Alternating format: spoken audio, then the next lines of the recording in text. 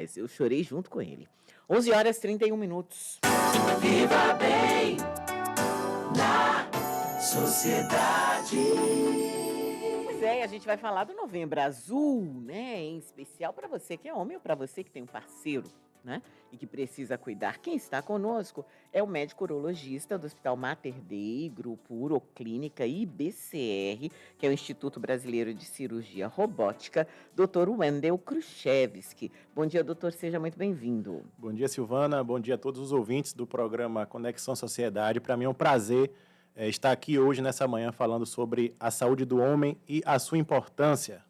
Pois é, e doutor Wendel já chegou me contando, gente, de uma imigração polonesa que teve no sul da Bahia, porque eu perguntei, né, do sobrenome dele, sou curiosa por natureza, e eu desconhecia que no início do século passado, a gente teve uma imigração de poloneses, aqui por conta das guerras, né, a gente sabe que muitos europeus vieram para o nosso país, mas lá no sul da Bahia. Agora, doutor, falando de Novembro Azul, conscientização sobre câncer da próstata, e eu vou começar logo fazendo a pergunta que foi polêmica na redação na semana passada.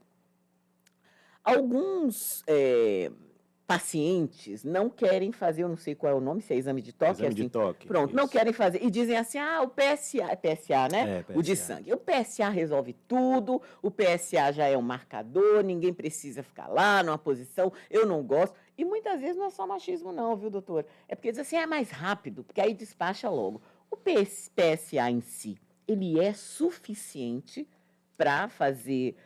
diga, doutor, está até ansioso, gente, para falar. Excelente pergunta. É importante demais a gente começar esclarecendo esse mito. Na verdade, é um mito de que só o exame do PSA é suficiente.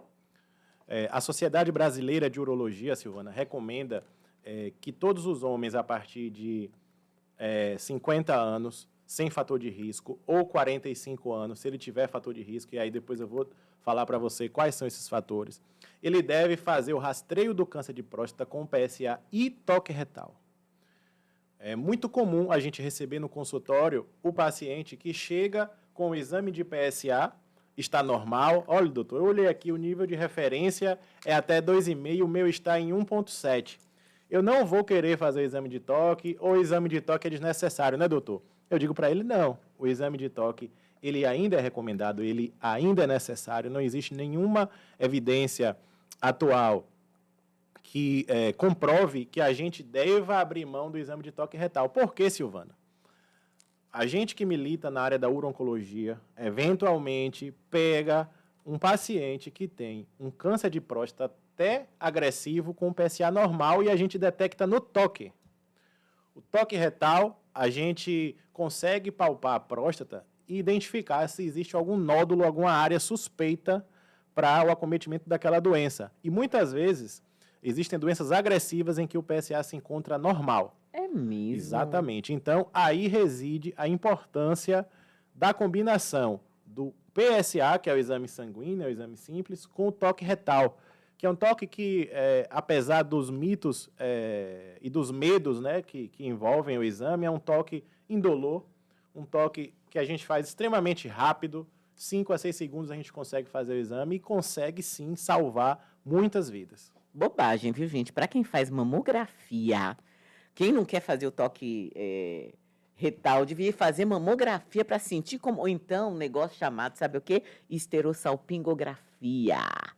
Né, ó, cara, doutor, porque eu fiz, viu, doutor? Eu vou dizer para o senhor, eu fui sedada ali, mas Sim. quando eu acordei... É um exame, gente, que a gente faz com contraste para ver se a parte das trompas, digamos assim, está liberada, livres. né? Eu sei que tem lugar que faz sem dar uma dormidinha, né? Que faz ao vivo em cores. Eu dormi e aí injetaram lá o contraste, tiraram o contraste. Quando eu acordei, meu filho, eu vou dizer, eu estava dando um pulo desse tamanho. O tempo para me darem uma injeção foi o tempo... Eu nunca tinha gritado. E eu gritei com muita dor. Não estou aqui dizendo que, né, que não é incômodo. É incômodo como também o preventivo não é agradável. Mas é importante para poder fazer esse diagnóstico, né? É importantíssimo. Ele é o exame mais constrangedor do que doloroso, o toque retal, né? O paciente, geralmente, ele chega um pouco constrangido e, enfim, isso tem mudado muito, né? A percepção do homem acerca do autocuidado tem mudado bastante, Silvana, principalmente graças a campanhas como essa, como o Novembro Azul, que é um mês, né? É uma campanha que nasceu lá na Austrália em 2002 e se difundiu pelo mundo, onde as principais sociedades urológicas, com apoio importantíssimo da imprensa, e aí eu destaco o papel da imprensa, em divulgar, em difundir a importância da detecção precoce do câncer de próstata. Eu tenho um dado muito importante para falar em relação ao câncer de próstata, Silvana. Você sabia que a gente não consegue prevenir o câncer de próstata? Apesar da campanha falar em prevenção, o objetivo primordial da campanha não é a prevenção. Se o homem for determinado, né, geneticamente e através de outros fatores a ter o câncer de próstata, ele terá. O nosso papel é a detecção precoce. A gente sabe que a detecção precoce, no caso do câncer de próstata, salva vidas. Né? O câncer de próstata ele é assintomático. Muito paciente chega no meu consultório e fala, doutor, eu não sinto nada, eu urino normal, namoro bem. A hiperplasia tem a ver com... É outro problema que pode acometer a próstata. A hiperplasia pode, sim, modificar a forma de urinar. É aquele homem que a mulher fica brigando com ele porque ele vai urinar à noite e mija fora do vaso. Deixa um monte de gota no caminho. E isso acorda 5, 6, 7 vezes à noite para urinar porque não consegue esvaziar adequadamente a bexiga. Isso aí é hiperplasia benigna, que é uma outra condição que pode acometer a próstata. Mas não está diretamente ligada a um tumor, não a um está câncer. diretamente ligado ao câncer. O câncer é uma outra patologia que é silenciosa no início e só vai trazer sintomas já ameaçadores à vida no estágio final, onde a chance de cura é 0. Então, no início, onde eu tenho uma maior chance de cura, uma chance de cura maior do que 90%, 95% de chance de curar esse doente, a gente só consegue flagrar com os exames rotineiros, os exames de rotina, o PSA, o toque retal. De quanto em quanto tempo, a partir de que idade? Homens negros têm uma doença mais agressiva e mais precoce. Então, a gente começa com 45 anos para essa população. Quem tem também um histórico na família, um parente de primeiro grau, pai, irmão, que teve o câncer de próstata ou tem, deve também começar com 45 e, a partir disso, anualmente, Silvana. Quem não tem esses fatores de risco que eu elenquei, deve começar seus exames a partir de 50 anos. E é importante que isso seja feito de forma anual. Por quê? Hoje eu posso examinar um paciente, posso ter um PSA normal e um toque normal. Mas ano que vem, ele pode desenvolver uma doença agressiva que, se eu não tratar, ele vai morrer. Então, é muito importante que seja anual esses exames de rastreio. Como é que é tradicionalmente? Eu sei que cada paciente é um paciente, mas os tratamentos, doutor? Perfeito. Os tratamentos para o câncer de próstata, ele envolve a cirurgia, que é a principal forma que a gente, urologista, trata, né? Eu estava agora operando, inclusive, um caso de cirurgia robótica para câncer de próstata, junto com a equipe do IBCR. Tem a radioterapia, né? Para alguns casos, tem a hormonioterapia e tem também a quimioterapia. Então, a gente tem tratamentos diversos, Silvana, a depender do estágio da doença e do grau dela. Doutor, eu lembro de uma época em que muitos homens tinham resistência a fazer cirurgia de próstata, ainda que tivessem detectado um tumor, porque tinham receio, eu vou usar o tradicional aqui, tá, gente? Sim, de ficar impotente. Sim. Porque dizia, não, vou fazer a cirurgia na próstata. É um medo muito, eu lembro, sabe de quem? De Mário pertinente. Covas, do ex-governador, falando, não numa entrevista, mas numa situação um pouco mais íntima, do receio que ele teve durante muito tempo de fazer a cirurgia. Perfeito. E de repente... Isso é verdade? Isso acontece? Acontecia? Ainda acontece? Excelente pergunta, porque a gente pode esclarecer alguns pontos. A cirurgia, né, que é um temor do paciente que tem câncer de próstata, é a cirurgia, porque ele não quer ficar impotente, usando o termo que o povo vai entender mesmo, ele não quer ficar impotente, ele não quer ficar perdendo xixi usando fralda. E essas sequelas da cirurgia, elas podem acontecer. A próstata é um órgão tipicamente masculino, né? Só o homem tem próstata, e tem um papel importante na continência do xixi, em o homem andar e não perder xixi. Ela tem um papel importante, e tem um papel importante também reprodutor, produzindo sêmen, né? Durante a ejaculação. Então, um temor grande é em relação a esses aspectos funcionais que a gente chama. Muitas vezes ele está preocupado com câncer, mas também ele se preocupa, olha, eu tenho aqui 55 anos, descobri a doença, estou com uma esposa jovem de 30, 35, 40, então até de de 50 com a mesma idade, estou com a vida ativa, eu não quero perder isso. Os tratamentos hoje avançaram muito e a gente consegue minimizar muito as sequelas funcionais que esse paciente pode ter. A cirurgia robótica, a gente consegue enxergar 10 vezes ampliado. Os tremores do cirurgião são filtrados, a gente consegue enxergar em 3D, tem uma delicadeza muito grande de movimentação em relação às pinças, Silvana. E eu consigo causar uma preservação muito importante daqueles nervos que podem comprometer o resultado funcional desse paciente. Então, a gente tem avanços muito grandes na tecnologia, principalmente relacionados à cirurgia robótica, que conseguem minimizar essas questões funcionais, mas ainda assim, não há como a gente garantir que o paciente A, B ou C vai deixar de ter uma sequela dessa, porque isso é muito variável e depende de paciente para paciente, de tumor para tumor. Doutor Wendel Kruszewski, né? O senhor que é médico urologista. Eu recebi 2 mensagens, uma aqui no meu celular, outra aqui, dizendo o seguinte, que existem médicos que dizem que se você tem 50 anos, está com PSA normal, você não precisa fazer o exame do toque, Sim. né? Como é que o paciente deve agir numa situação como essa? Olha só, eu acho que a gente tem o exame de toque, ele é algo controverso entre algumas sociedades. Uhum.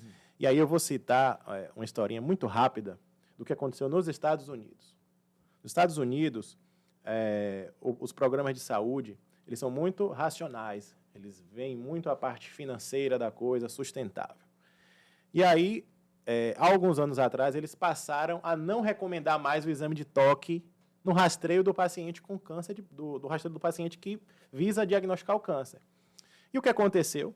Tem um brasileiro que é radicado lá em Orlando, lá na Flórida, Márcio Covas. Ele, junto com o maior cirurgião hoje de câncer de próstata, que é o Vipul Patel, indiano, que também é radicado lá, eles fizeram um estudo e mostraram que 10 anos após essa medida ser instituída lá, os cânceres foram diagnosticados em fases mais avançadas e cânceres mais agressivos, certo? A Sociedade Brasileira nunca voltou atrás em relação à recomendação da Sociedade Brasileira do toque retal, e ela recomenda, sim, nas suas diretrizes, que todo homem faça PSA e toque retal. PSA e toque retal todo ano, visando a gente ter uma análise mais acurada, porque a maioria dos cânceres realmente, eles cursam com um PSA em elevação, mas eu tenho vários casos, vários exemplos de pacientes com PSA normal e um câncer agressivo. Então, como é que eu diagnostiquei, como é que eu suspeitei? Pelo toque retal, que é um exame muito simples, um exame muito tranquilo, com custo praticamente zero. E então, é uma recomendação da Sociedade Brasileira. É uma recomendação Brasileira. Da Sociedade Brasileira de Urologia. Eu estou gravando PSA aqui, doutor, só para mandar para esse meu amigo, claro, porque ele não está podendo ouvir agora. Existem países com culturas diferentes. Os Estados Unidos, mesmo após esses estudos que mostraram essa questão, né, eu tenho pacientes brasileiros que moram lá, eles dizem, olha, doutor, eu venho aqui porque lá eu peço para fazer o exame de toque e eles não fazem, né? Eles não querem fazer. E aqui eu sei que é o recomendado, que é o mais correto. A gente tem vários exemplos, Silvana, de pacientes que a gente consegue detectar. Então, é recomendado sim. Ah, mas a medicina evoluiu muito. Eu tenho hoje robô, eu tenho inteligência artificial, eu tenho ressonância. O toque retal não vai acabar? A rigor, ainda não.